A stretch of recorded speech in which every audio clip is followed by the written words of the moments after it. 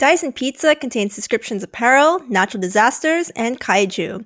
Content warnings can be found in the episode description. Hello, wayward listeners. Welcome back to Dyson Pizza, a quest show that follows a band of ragtag strangers, Zaba, Driftwood, and Ernie, who just unleashed an ancient dragon on the world of Murios by accident. My name is Derek, he, him pronouns. I will be your guide for today's adventure. For those unfamiliar with Quest or tabletop role-playing games, Quest is a game system that uses one 20-sided die. A 1 is a catastrophe, and a 20 is a triumph, with a gradient of successes and failures in between. Instead of skills, you have abilities that you spend adventure or AP to activate. The game focuses on character and world building. That's about all you need to know for mechanics, and now, let's meet our players. Hello. I'm Mya Worrell. They, them pronouns, please. I play Zaba, the party's naturalist. He's the masked guardian of Kokuru, chosen by the god Banin at birth. This responsibility makes him serious, but behind the mask, you sense a curious individual. Howdy, my name is Justin, he, him pronouns. I'll be playing Driftwood, they, them pronouns. Driftwood is the party doctor. People notice their seafoam skin, tattoos, and luxurious dark blue pompadour. Driftwood is an offbeat nomad from the island village of Noro, looking to travel and learn and eat too much food. Hi, my name is Kyla. My pronouns are they, them, theirs. I play Ernie, or Ernie for short, a skilled spy having some difficulties in their career path of choice. They go by they, them pronouns and sport a pair of red lens goggles and a long flowing cape that drapes over one shoulder. Last time, our ragtag band of strangers went inside of an ancient temple and broke a glass orb that unleashed an ancient golden dragon known as Tang Kai, who announced he was going to destroy the world and flew off into the sky, leaving everything in a train of rubble. Now, all of you sit amongst the rubble of what was this lost temple. Starting with Zaba, go ahead and describe yourselves in the rubble as you come to. Yeah. Well, we are all dusty, for one, but as Zaba kind of is brushing himself off, he has spiky black hair. From what you can see of it, behind his full wooden face mask, which it only has openings for the eyes, and it's just this kind of square wooden mask. Unlike Ernie, who's wearing a half-shoulder cloak, Zaba is wearing a full-shoulder cloak, which can also function as a scarf or as a belt. That kind of covers most of his outfit. He is wearing a mix of dyed red and green cloth. Driftwood landed on their butt, and their well-coiffed pompadour is not so well-coiffed. There is rubble and like loose sticks and twigs hanging out where they don't belong. Knees are scuffed, like road rash a little bit. Sucks. And their wonderful mercantile, luxurious battle apron is completely folded up and wrinkled. It's bad. Driftwood's also wearing Geta sandals. Not the wrinkles. They're like wooden sandals. And one has completely flown off.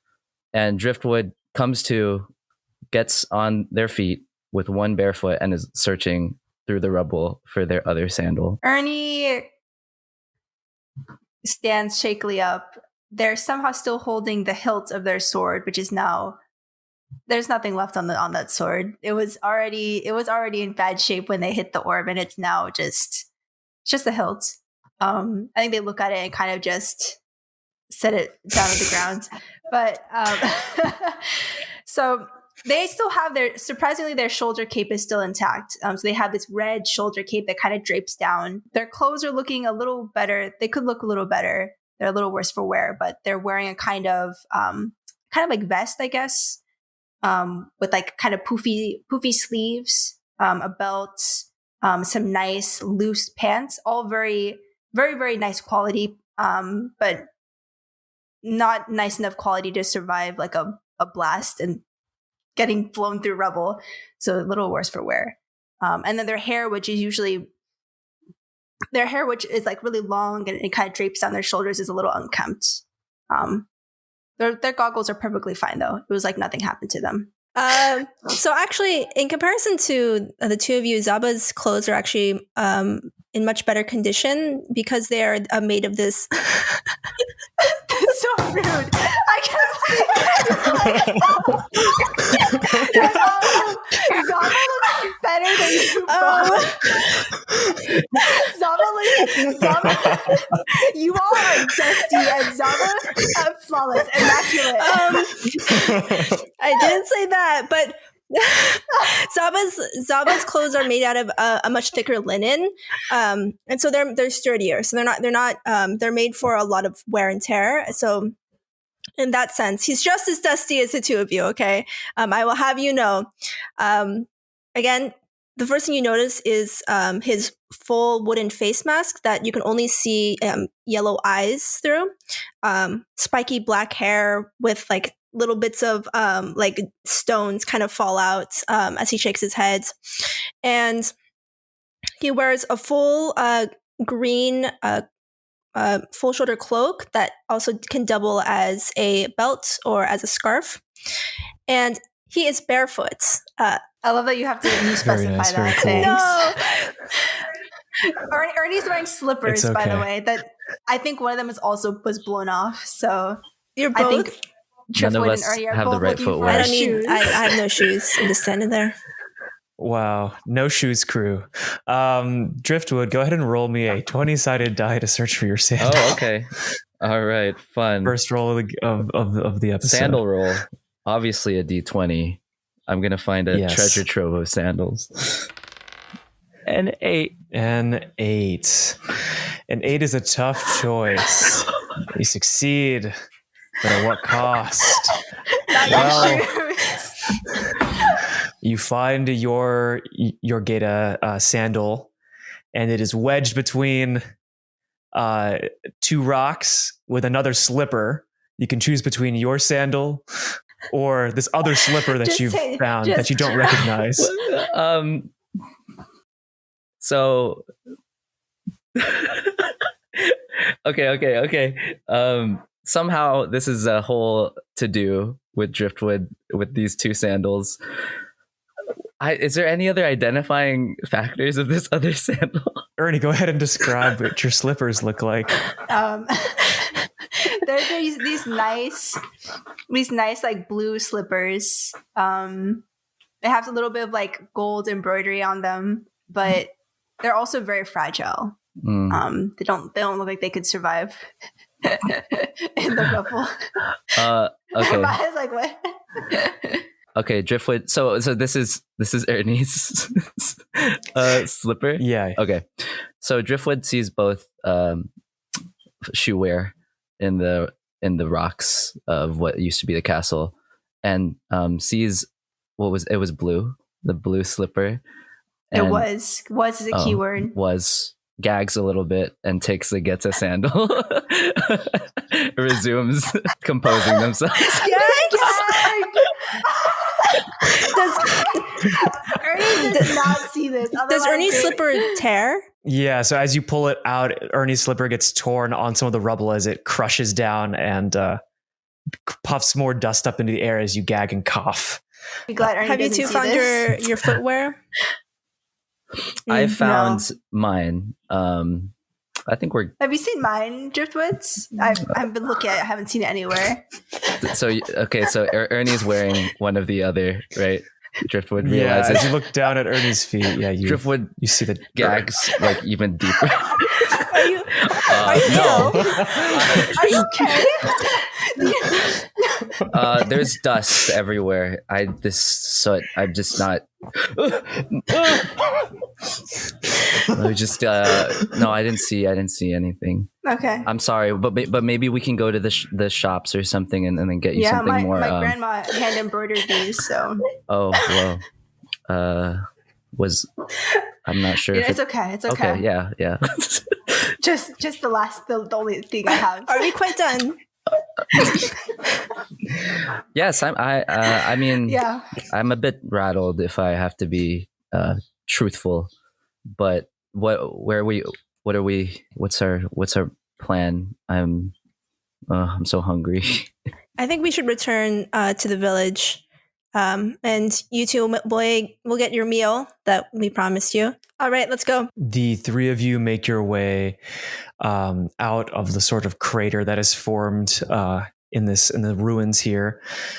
You notice that the only things that have appeared to have survived within the next, besides yourselves, the canoe has been blown away downriver and in pieces. The only thing that's in condition, there's a couple of green onions that have survived at the base of the river, which they don't look particularly great. They look a bit crooked. But you can walk the way back to the village. It'll take most of the day. Okay. Zaba picks some of the green onions. Driftwood eats them out of the ground.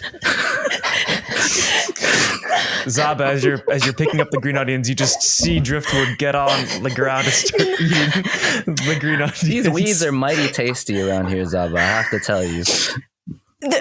How much water is left in the river? So there's still water in the river, but it's not high enough. Right. It's not very high. Like you could probably wade through the river to get back to the village. No, I was just asking because it's like I was Driftwood. You could have washed those.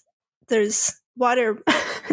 There's water right next to you. I just assumed that this is a facet of your onions here. I didn't realize you wash and do things with these. I mean, they're in the ground. Like, why waste any time at all? Just fast food, I guess. Okay. Kind of tastes better with this dirt on it, actually. What are you both doing? We're going back to the village on foot. Let's go. Oh, okay. Do you want some, Ernie? There's like one left over there. That one that's like fallen over. Is that dirt on your mouth? Yeah, you want some? Please stay away from me. All right, to each their own. I'm covered in dust as it is. Driftwood feels a little better. A little centered. For now. Psychic damage to everyone else. Centered. So the three of you walk down on a sort of grassy path on your way back to Kokoru village, and not only have you noticed that sort of the clouds have all been blown away in the sky, it's the bluest it's ever been. You can't help but also continue to just gaze and see, like in the ever so slightly in the distance, you see the thin river of gold in the sky as Tang Kai flies northwest, and every time it kind of catches your eye, it's a feeling of dread comes over you.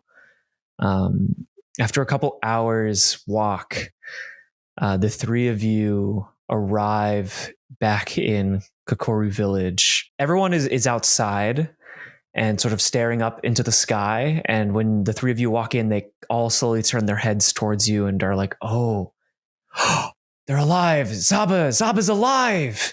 And the people seem a little bit relieved, despite what you can assume they've just seen. You know, you hear things like, Zaba will save us. Zaba will protect us from whatever is up there. So yeah, the three of you enter town and you're hearing all these things.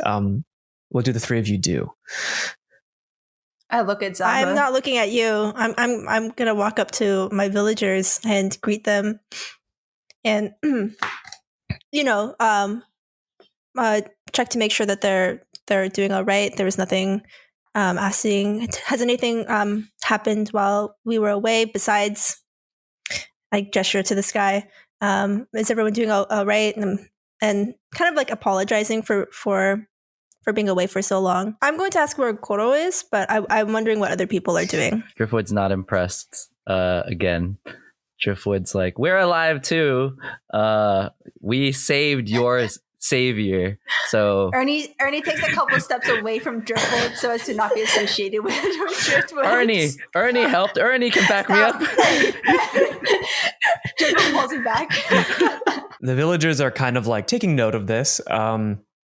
Zaba, the village sort of like the local like wood carver and repair man, Torg, he says to you, Zaba, besides the river of gold creature thing that took off into the sky, nothing really. We all stopped work because of that. You know, there's not really much we can do today. The river isn't high enough for us to flood the rice fields. But if you're looking for Goro, he's in his hut as usual. he's been praying. I see. Have you been introduced to these two? Not specifically. I know that they were the two volunteers that Goro hired to find you. So clearly they did their job, and we will get started on preparing food for them. I see. Will that be soon? All right. Thank you. So rude. Torg just smiles and says, well, we had other things planned, but I'm sure we can find something now. Please, no, don't feel any stress on our behalf. We will be fine. From what you can see of Zaba's face, you see his eyes squint as he looks at Driftwood, and then says to both of you, "You two, follow me." The three of you make your way to Goro's hut. Driftwood, on the way inside of Goro's hut, you see a small kid holding a rice ball, nibbling at it. Who's just watching you, staring at your pompadour. I kneel down to the kid. What is that? It's a rice ball. My mom made it. Looks good. Driftwood, why are you talking to that child? What is that? I'm trying to figure out what that thing is. I've never seen that thing before. What is rice? You will have some at the feast today. Looks good. Yes. The child attempts to reach for your pompadour while nibbling on the snack and nodding. I'll let you touch my pompadour if you give me half of that rice ball. With wide eyes, the child takes a second and thinks, and then reaches down to the rice ball and tears off a tiny chunk of the rice ball and extends a hand, just like a quarter-sized chunk of the rice ball. Driftwood reaches their hand out to receive penance, and pops it in their mouth, looking into the child's eyes, letting them pet their pompadour as Driftwood chews the rest of the rice ball away. I apologize, Driftwood. Fun village you got here, Zaba. So Ernie's like inside of the hut. Zaba, you're like halfway in, and you're just like, and Driftwood's just right outside the door of the hut. I think I'm gonna hang out here. Can I? What is your name, child? My name is Tao. Tao, do you just want to like hang out, shoot the tell me what's going on in the village? I'd love to know your perspective. Yeah, I might know some people. And he starts to kind of waddle off towards, like, as you look up into the distance, you see like a group of other kids like toting around sticks and stones and just like hanging out, loitering. And he starts to lead you in that direction. I follow without any hesitation. All right, back inside Goro's hut. Goro is sitting cross-legged in front of a small fire. Goro has a bag of bones next to him that you can assume he has been tossing into the fire to read the cracks of them. What have the bones told you, Goro? Well, it is good to hear your voice, Zaba. And he opens both his eyes and stands up and to greet you. Gives you a very formal like handshake, almost like a blessing, like both hands kind of deal. Yeah, like both hands. Yeah, and he says, the bones do not bode well. It appears something old and something ancient and something that has not been around, that hungers for whatever our land has to offer has come. The village thinks the river of gold is a sign of wealth, but I do not have that same feeling. The bones have spoken true. I and my two others, and Zaba looks behind. It's like, oh, Ernie, where's Driftwood? Where's Driftwood? I wasn't paying attention. Well, myself and one other person are here to. We must give a report. Please take a seat, Goro. And I think we all like sit down, unless Ernie is. Wait, say that again. Should I get Driftwood, do you think? If you think that Driftwood has important things to tell, then yes. Whoa, it's a loaded way to say that, Zaba. I think we should give Goro that information as quickly as possible. All right.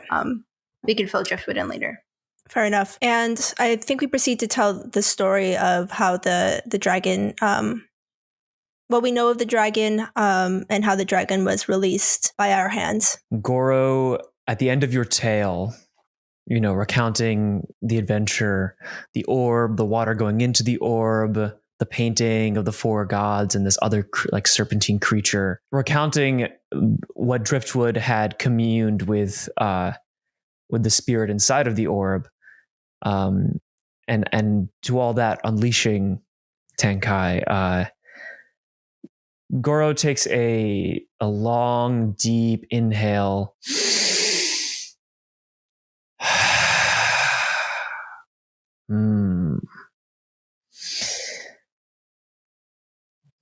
Tang Kai.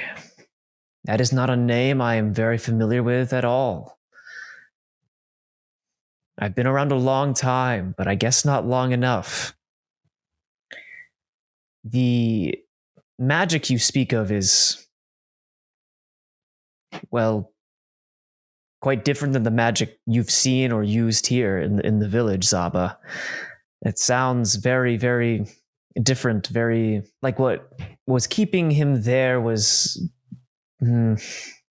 weakened or something, or misused. I'm glad that you and the two people we sent to find you are alive. I fear that wherever this Tang Kai is going, it must be some sort of other similar place.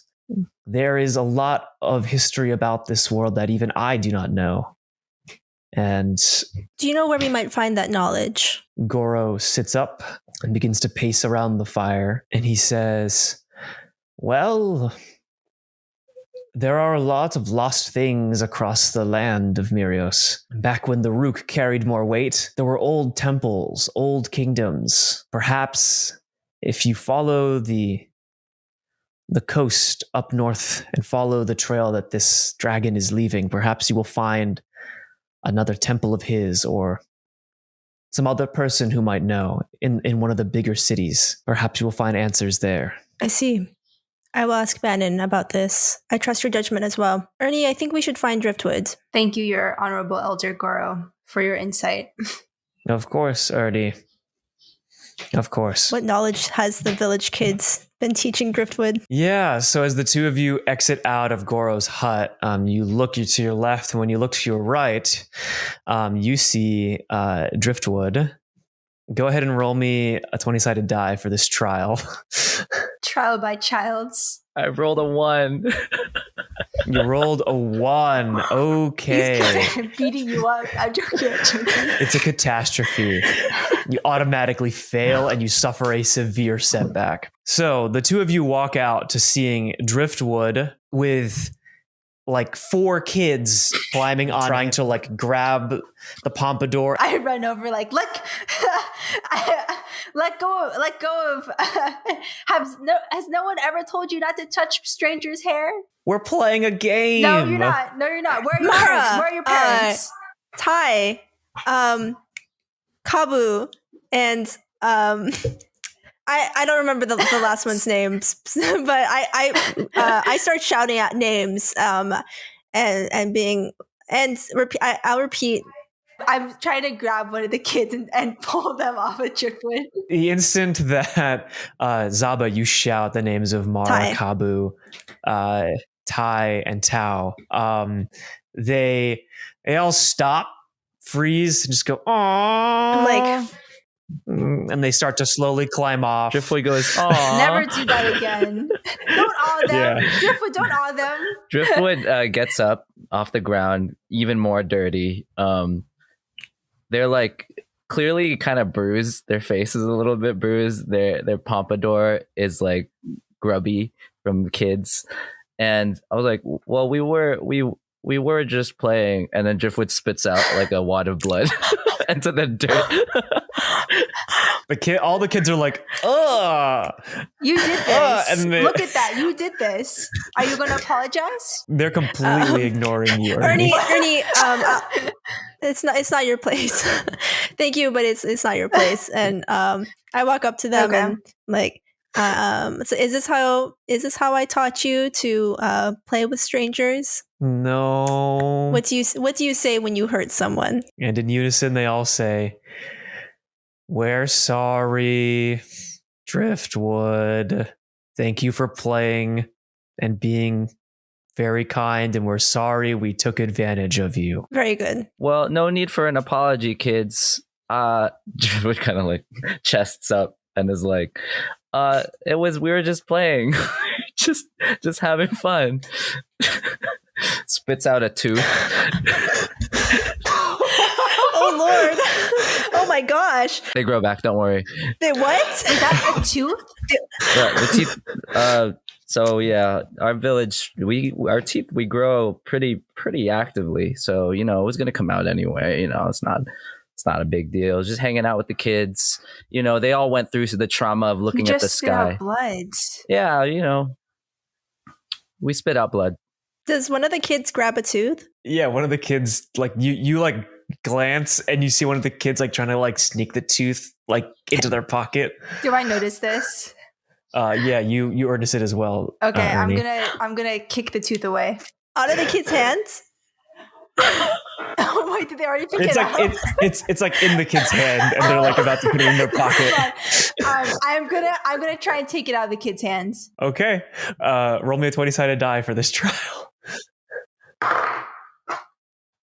Well, that's a 7. You manage to grab the kid's hand, pull the tooth out, but now the kid is upset and crying. And as you look at the kid that's crying, you look at the other 3 kids that are glaring at you.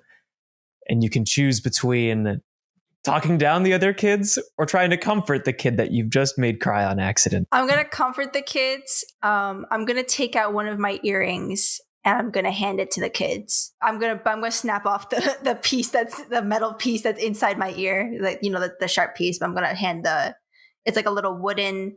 It's a wooden fox face. Do you say anything to the kid as you exchange the tooth for the earring? I'm gonna say, hey, it's okay. It's just this isn't yours, okay? And you need to ask permission before you take it. But I'm gonna give you this. They're basically shaped the same, and this one's prettier. So I'm gonna hand the earring to the kid. Like wipes some tears and then like looks at it and is like really enamored, and all the other kids kind of like gather around to like look. They're all like, "Whoa, this is really cool! The fox-tailed trickster! Oh my goodness!" You know of the fox-tailed trickster. You know of Ernie? Yeah, the kids start just talking about. Yeah, we know about the fox-tailed, like the trickster. Stole. Lots of things. Even stole the moon one time. But always gave to those who needed it. Always gave to those who needed it most. Driftwood gets a little defensive of the kids. Hey, like kids need an outlet. Kids need to have fun. Is that not your blood on the ground? When you were a kid, did you knock the teeth out of strangers? Yeah. Okay, never mind. Never mind. Forget that I asked that. Driftwood, we have much to talk about. Driftwood grabs a tooth, stuffs it in one of the apron pockets. You just grabbed it out of my hands. Yeah. Thank you. Of course. Perhaps we can go to the kitchens. Perhaps there's a little something we can eat while they're preparing. And we can talk. The 3 of you make your way down to the communal kitchen. It's sort of like a hut and house with like a fire grill and a place for like hanging fish and a place for boiling rice and making other sort of foods. And there's like a small like little like table with 2 benches that you all sit at. Emeralda and Torg are there preparing food. They bring out several rice dishes. They bring out some more rice balls. They bring out some rice waffles. They bring out some rice porridge. They bring out some vegetables. They bring out some things with green onions, some pork jerky. They're just kind of like slowly bringing out like each like plate like one at a time as the three of you begin to munch. Thank you. As each dish gets presented. Driftwood is eating without any sense, and Ernie's like thanking for Driftwood too. yeah. As they hand the dishes to Driftwood too, I'm like, oh, thank you so much, thank you. I have not taken my mask off, and so I'm like, you can see chopsticks like going under the mask. Like, just like moving stuff. I want to add one more detail to this scene. I want to say that the kitchen, this building where the kitchen is right by the river, and so you can hear the soft trickle of the river behind us. That's very pleasant. This is probably the most relaxed the three of you have felt in the last day. You're still covered in dust. Is there anything the three of you would like to discuss, or we're going to update Driftwood on what happened and on I think the dilemma of following the dragon to the northwest. So Driftwood, Zaba and Ernie catch you up on how Goro talked about how like there might be other ancient temples or more knowledge in bigger cities, but they have more history logs of sort of what's happened in the world. Perhaps following Tang Kai, who is going northwest, might lead you to more temples where there's potentially followers or other people that might know. So through the retelling process, Driftwood's like scarfing down and is like, huh? What? Oh, like in the middle of mouthfuls of bites. So Driftwood like just wipes off their mouth and takes a deep breath and starts combing their hair. Finally, just little pieces of rubble just start coming out. Yeah, it starts like landing and then like flex asteroids. Well, it might have seemed like I was just like fooling around, but I needed to calm down, y'all. If we're looking for vast archives of knowledge, I can tell you that Noro also has a pretty big and substantial ancient library. And I know that's south of where we want to go, but I think that at some point we should go back. And this is something I would like to discuss with my village. I don't think we have a competent guardian either. I mean, I don't think we need I need to retell the full scope of exactly what has occurred. So yeah, we can go ahead. If the plan is to go north, then sounds like a good idea to me. I am pretty concerned of what folks have been seeing. As I was spending time with the children, I was trying to, think about what it might have been like to see an event like this unfold from the eyes of a child. And they were just like, oh, big dragon lizard sky. And, we have to be cognizant about if we, decide to travel together of what our burden is to bear of witnessing the events. And I whisper, potentially being culpable. Zaba, Ernie, have you told anyone that this may be our fault? Goro knows. You told Goro? Of course I told Goro. If you had been there with me, with me and Ernie while I was telling this tale, perhaps I would have known to have some discretion. Honesty behooves us as warriors. Well, what are we being honest about? If we cannot be honest about our role in this, how can we hope to stop it? I would just say that the world isn't as pleasant as you may think. It's at this point that Driftwood... I pointed the scars all over my face. Do you think I know nothing about... I may not have left the walls of my city for much of my life, but yes, I know. Are you calling me all shelters? I'm saying... All I'm saying is that this specific information seems beyond the bound of what we would regularly discuss. I didn't confess to you about my practicing in the magical realm. I'm a junior doctor of our village, and communing with the spirits is not something that is is easy and simple to do. And so if we come across anyone who has any similar knowledge, I just would want you to be aware that they all don't have our best intentions at heart. Of course. Okay. That I can understand. I trust Goro with my life. And I would also want to say that I particularly feel guilty for not being able to assess that we would be tricked in this way. And I need to think about this further. But who knows? We can only hope for the best, I think, in this regard. And if we get to learn more and travel and meet new people, then that is something that I do want to accomplish in my personal and professional life. It's not just your burden to carry. We all three attacked the orb. We all three bear that burden, but hopefully it's a burden that can be evenly distributed. I look to Ernie and I take something out of my front pocket, and in between the time of eating and when we had left, I fashioned my tooth in an earring to replace Ernie's.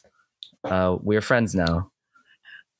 I think Ernie just wordlessly takes it and looks at it in wonder. As how did you have? I didn't even see you carving. Thank you. Just a little thing. Okay, I will put a post on this. Or did you? I'm assuming you couldn't have carved a little post in it. So no, it's just fashion. Little. No, thank you. I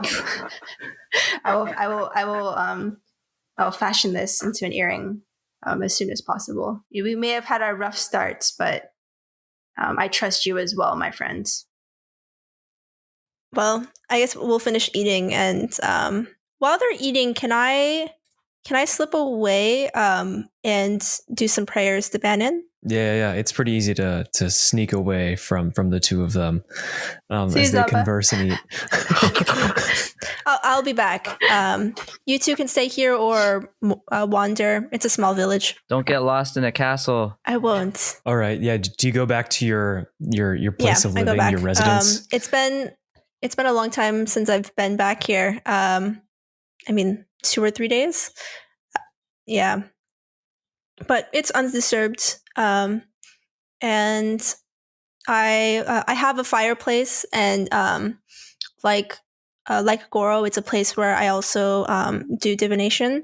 There isn't a door, but there is a sheet of cloth that covers the door, and so no one can see inside. Though occasionally it's heavy enough that the wind doesn't really rustle it. The fire is out, obviously. What embers I left have died, and so I set about starting another fire. I take off my mask and I set it down beside me, and I begin to light some leaves and stare into the smoke. I want to know whether or not I should leave the village with these two individuals to follow the trail of the dragon that we have unleashed. Okay, go ahead and roll me a 20-sided die.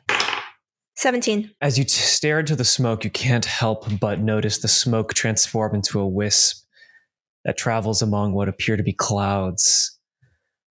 You get a sense in your stomach that, as guardian, it is your duty to protect the village. Not just the village itself, but the idea of what the village is. I see. When I light this fire, the fire is strong, but the smoke is weak. And so I feel the heat, the warmth of the fire. It reminds me of the warmth of the hearth, of the warmth of this village. And the smoke, it did once before I left, the day I left, it's a thin wisp following that trail of mirroring the trail of that dragon. And as you say, I also see puffs of clouds, and I know that I must leave. Zaba says thank you, smothers the fire, smothers it for good, doesn't leave embers for tomorrow, and puts the mask back on and leaves to go find Ernie and Driftwood. You head out and leave and return back to the same table where Ernie and Driftwood have continued to eat food as they've brought out more various offerings and other food. Thank you so much. Now there's actually a lot more people, like the rest of the village after sort of the end of a long day's work. Everyone's kind of here having this sort of communal dinner. Even Goro walks down slowly. Zaba, you actually see Goro sort of walking down slowly, and you're able to kind of keep pace and walk with Goro up to the place where everyone's eating down by the river. Goro has no words, but gently pats you on the back as he continues to walk. For a day of many decisions and a day of much dread, once again, this sort of communal dinner, lit by candles and torches, as the evening sun sets, it's quite relaxing, and you all feel a little bit at ease. Driftwood and Tao are having a rice ball eating contest. Neither of you care about the fillings. Like there's like all sorts of there's pickled herbs, and there's like little bits of fish, and there's like all sort of like roasted vegetables like inside, but no, it's just down the gullet. Blah, blah, blah, blah, blah. Mm-hmm. Mm-hmm. I give Zaba a thumbs up. Ernie, is there anything you're doing at dinner right now? I don't have metal so I think that I found like a little stick, and I'm making a little post for the earring. I'm gonna put onto the tooth that Driftwood gave me. Zaba, Goro sits with you as the two of you begin to eat dinner. He says, have you thought much? Have you managed to pray to Bannon today, Zaba? Yes, I talked with them. The answer was, I must leave. I will start telling the villagers tonight. Very well. Your friends are welcome to take whatever offerings the villagers may have. I have prepared a couple of things for you all to take tomorrow when you leave after getting a night's rest and cleaning off some of that dust. But before then, I actually have something for you, Zaba. And he procures a small charm, something that could fit around like your ankle or wrist or like on a spear. It's like an animal like sort of wood carving. And he says, this was with you when, well, you were a child. I'd been holding on to it until a day like this. It's yours to have. Zaba gingerly takes it and looks at it.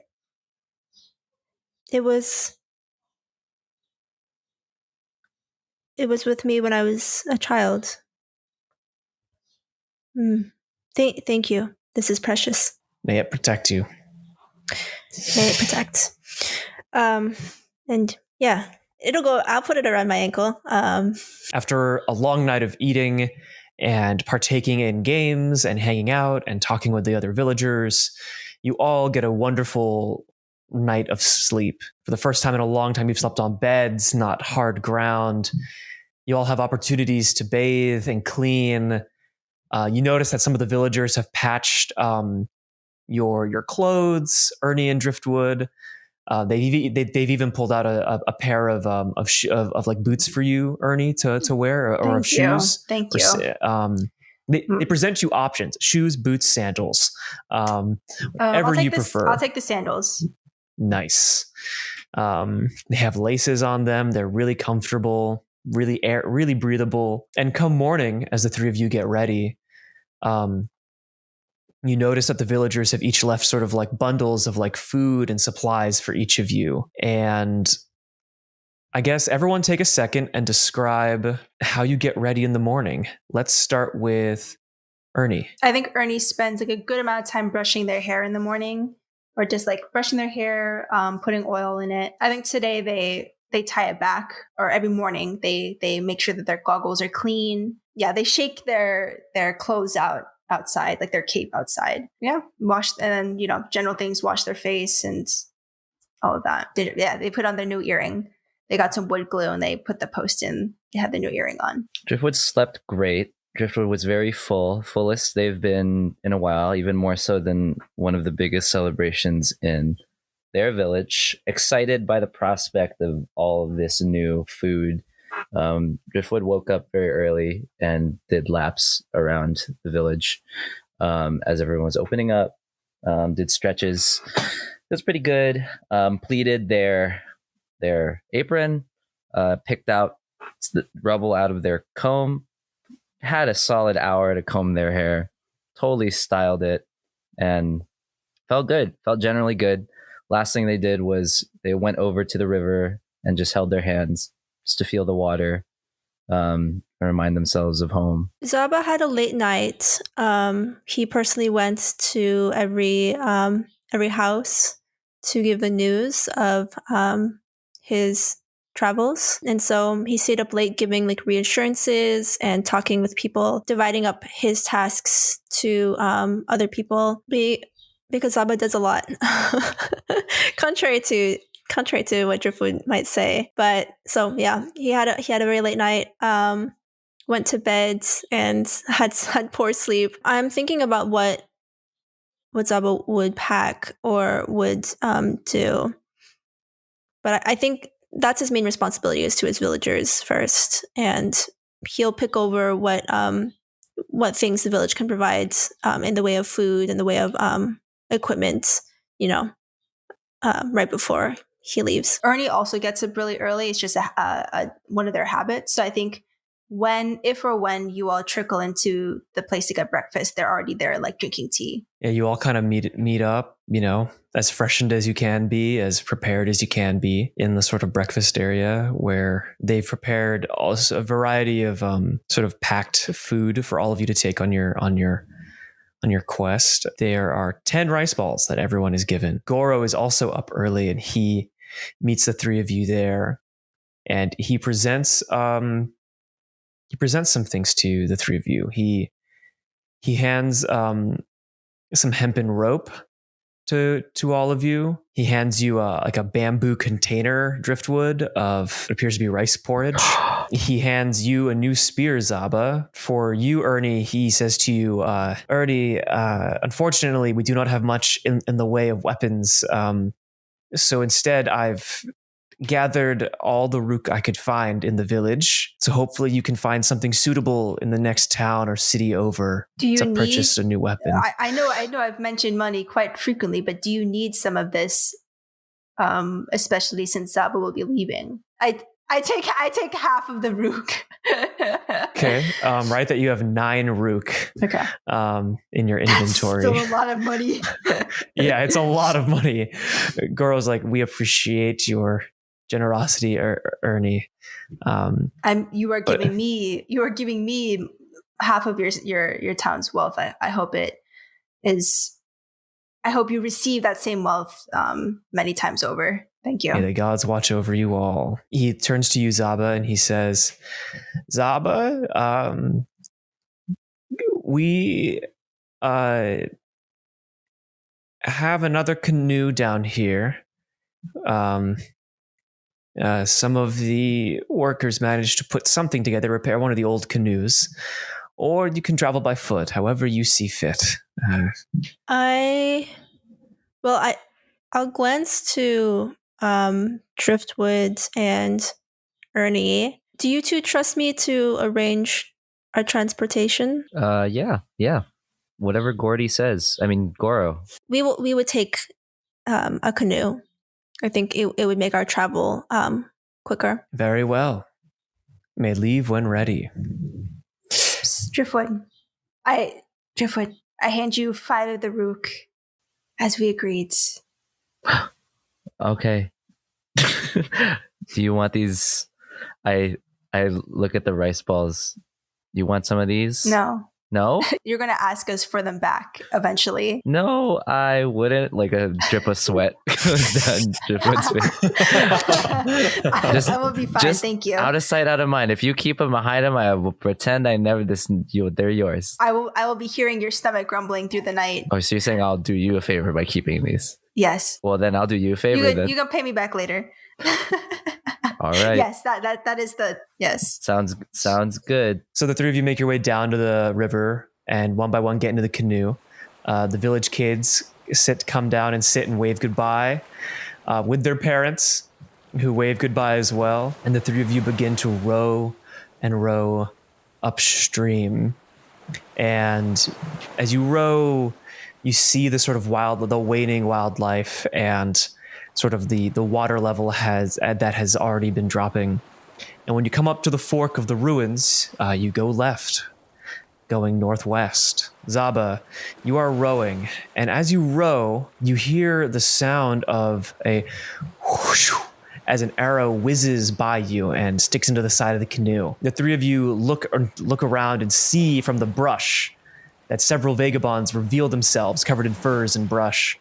One of them points a blade at you all and says, "Hand over everything you own, your boat, your weapons, your rook, or else this is going to get nasty."